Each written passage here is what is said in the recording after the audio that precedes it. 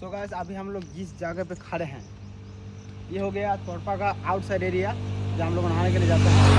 और ये जो रोड जा रहा है ये रोड जा रहा है आपका फुटी होकर रांची जा रहा है डायरेक्ट ये रोड। और इधर का जो रोड है इधर का जो रोड है ये डायरेक्ट जा रहा है सिमडेगा और सिमडेगा होके जा रहा है उड़ीसा। तो आप लोग काफी जा सकते हैं।